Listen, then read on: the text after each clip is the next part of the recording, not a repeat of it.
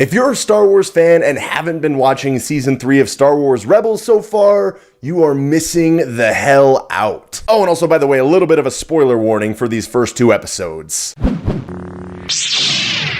We're only 2 episodes into the 3rd season of Rebels so far, and already things are heating up in a big way, most notably with the end of this most recent episode, setting up another showdown between Maul and Obi-Wan Kenobi, this time apparently on Obi-Wan's home turf from where he's been living on Tatooine. Anyway, for those who haven't yet seen it or just want a quick recap of things, Maul is back in the picture, this time around having taken hostage the crew of the Ghost to basically try and manipulate Kanan and Ezra into giving him the Sith holocron so that he can merge the Sith holocron with a Jedi holocron that Kanan has, which we have learned is a way to find all kinds of answers and foresight through the power of the Force. That little bit of information regarding the power of merging those 2 holocrons comes courtesy of Bendu, who to me it just kind of seems like he's sort of fed up with everybody's shit between the whole Jedi and Sith thing going on. Anyway, we fast forward a little bit and we have Ezra, who is seeking answers on how to destroy the Sith, and Maul, who is seeking answers for what he hasn't necessarily said just yet.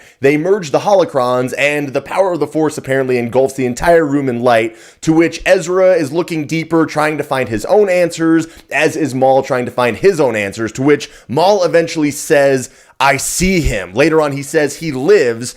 In the middle of that, Ezra mentions that he sees twin suns. The answer to all of this means that Maul is searching for Obi-Wan. He wants to have another showdown with the Jedi that took his legs. But the interesting flip side to this is that Ezra may have also seen what he was looking for in a way to destroy the Sith, which, as we know, basically comes as a result of Luke Skywalker, who is currently in this time period on Tatooine and eventually has that iconic scene where he's staring off at the sunset of the twin suns. Also, quick side note, but big shout out to the YouTube channel Star Wars Explained, because he pretty much predicted that we would get a Maul versus Obi-Wan showdown in Season 3 of Rebels, and it's looking like that's exactly going to be the case. I also find it really intriguing that Maul is still so dead set on confronting Obi-Wan again as the Jedi that took his legs. Even after all the other things that have happened, he's eager to know whether or not Obi-Wan is still alive, and almost giddy, it seems, at the fact of learning that Obi-Wan survived Order 66 and that Maul might get to be the one that finally puts an end to Obi-Wan. I also can't help but wonder if we're going to get a little bit more depth to this whole impending encounter with another one of the issues in the Marvel Star Wars comic that they've been doing of the